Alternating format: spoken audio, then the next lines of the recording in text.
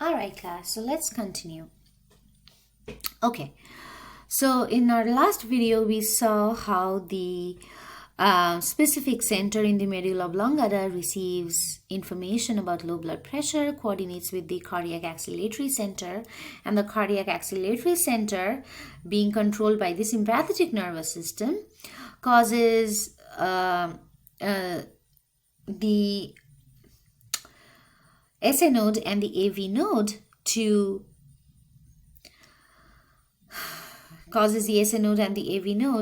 fire more or send out more action potentials. That increases heart rate, that increases cardiac output, and eventually we have compensation for low blood pressure. So that helps to raise the blood pressure. Another thing you must remember is that the sympathetic neurons that innervate the SA node and the AV node, they release epinephrine and or epinephrine, which bind to adrenergic receptors present on the cells, on the specific cells of the SA node and AV node.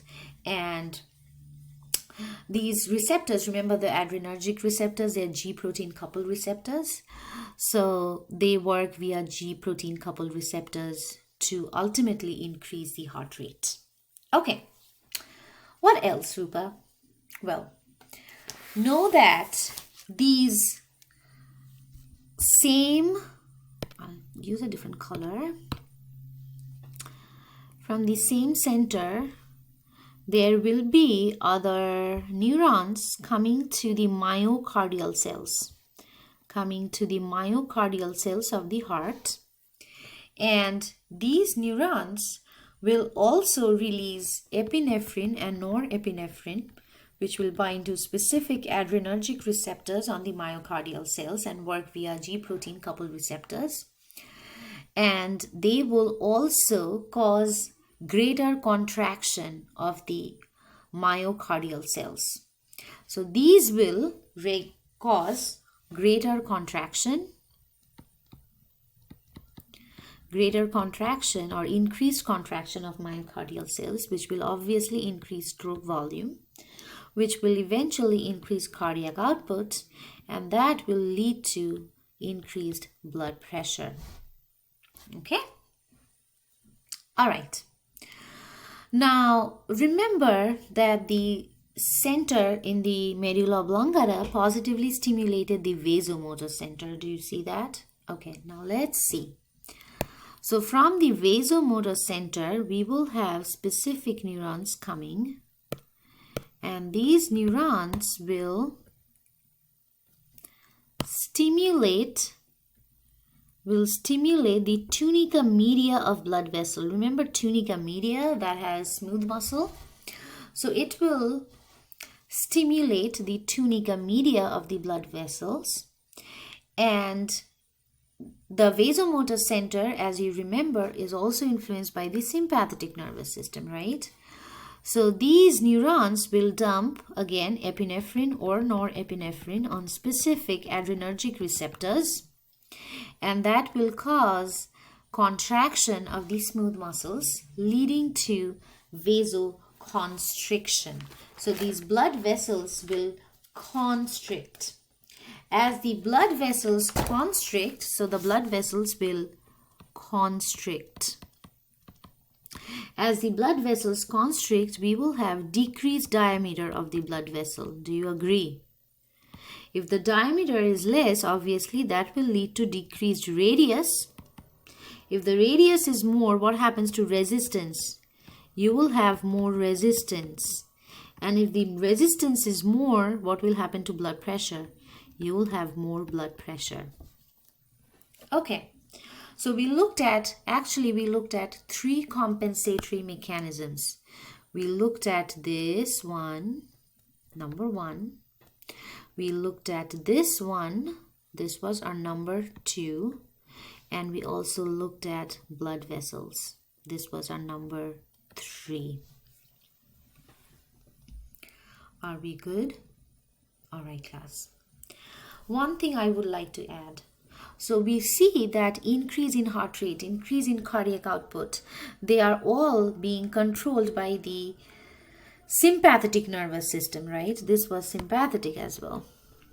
Sympathetic. So they are all controlled by the sympathetic nervous system, and these neurons, they release epinephrine or norepinephrine onto specific adrenergic receptors, which are G protein coupled receptors. We understand that.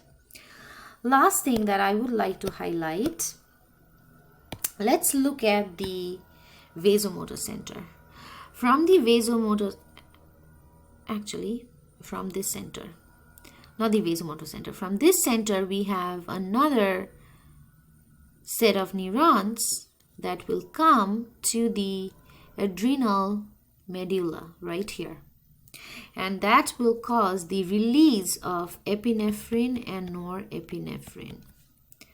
And these epinephrine and norepinephrine that are released from the adrenal medulla will in turn get into the blood and will be carried by the blood to the heart. It will work on the heart, it will work on the blood vessel and help to increase blood pressure.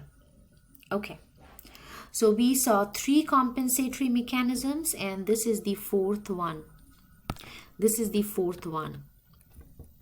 So under sympathetic innervation, the adrenal medulla releases epinephrine and norepinephrine, which travels via blood and works on specific cells of the heart and the blood vessels to increase heart rate, to increase contraction, and to constrict blood vessels. Okay. Hope that was clear. That was baroreceptor reflex. I really want you to spend some time watching this video. It might take you few times, like maybe multiple times. You can watch the video to completely understand the concept. We will meet via Converse Zoom next week. So if you have any question, I would be more than happy to pick it up. All right. So that's the baroreceptor reflex. We also have renal compensation for hypotension. Remember, hypotension is low blood pressure. So in this diagram that I have already drawn out, you do see few organs, right? You see the kidney in a box at the bottom left of the PowerPoint. On top of the kidney, we see the adrenal cortex. You see the liver. You see blood vessel in a box, not a box, a rectangular blood vessel, and you see the lungs. You also see the hypothalamus in another box, right? So these are the few things that we see here. So let's say we have low blood pressure problem. So low blood pressure problem. I'll use blue arrows. Now, who senses that? There are specific cells in the kidneys called juxtaglomerular cells, or JG cells. So the low blood pressure is sensed by the JG cells first, or the juxtaglomerular cells. And these cells release a hormone into bloodstream called renin. So what is released? Renin. It is released by these JG cells, and renin now is in blood. So blood travels throughout our body, right? So blood carries these renin molecules to the liver. So now renin is transported via blood to the liver. Good. Now renin is visiting liver. We get this. In the liver, there is a special protein called angiotensinogen. Angiotensinogen. This protein stays in the liver. Now renin, bad boy, converts. So renin works on angiotensinogen and converts it to angiotensin 1. Angiotensin 1. So renin, which is released from the juxtaglomerular cells of the kidneys, travel via blood to the liver, and in the liver renin activates angiotensinogen to angiotensin 1. All right, so now we have angiotensin 1 being activated by the renin. We get this. Angiotensinogen will then come out into bloodstream. So angiotensinogen 1 comes out. So now we have angiotensin 1 flowing in blood. And then the blood carries this angiotensin 1 all the way to the lungs. Got it? Okay, got it. So now the angiotensinogen 1 floats via blood into the lungs. Okay, cool. What happens in the lungs? Within the lungs, there is an enzyme called angiotensin converting enzyme, ACE. Angiotensin converting enzyme, ACE. This enzyme actually cleaves off a couple of amino acids from angiotensin 1 and changes it to angiotensinogen. So in the lungs, pay attention, in the lungs, let me change color, man. Angiotensin 1 is converted to angiotensin 2. So now you have angiotensin 2. And remember, the conversion from angiotensin 1 to angiotensin 2 takes place in the lungs by a specific enzyme called ACE, or angiotensin converting enzyme. Angiotensinogen 2 is very, very important. This is the guy we were looking for. This is the, this is the person we were looking for. And this angiotensin 2 will work on different things. First, angiotensin 2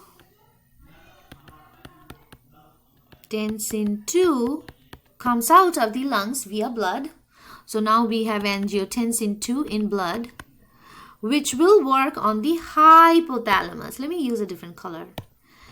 Purple. This will work on the hypothalamus, specifically on the supraoptic nucleus, and this will stimulate, so angiotensin 2 will stimulate the supraoptic nucleus, and the supraoptic nucleus in turn will cause release of antidiuretic hormone, or ADH, from the posterior pituitary gland.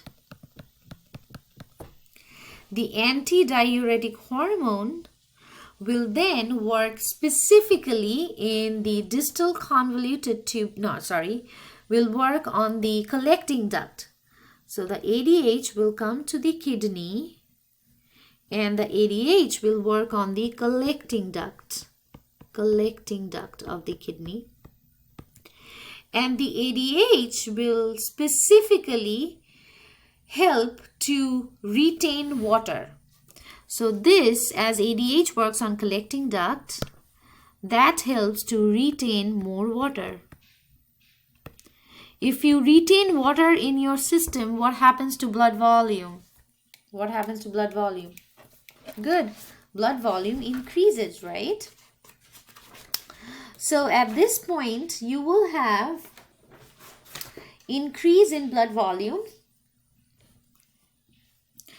This will lead to increase in blood volume. Do you agree? When blood volume increases, what happens to the end diastolic volume? Increase in end diastolic volume. That leads to increase in stroke volume. That leads to increase in cardiac output.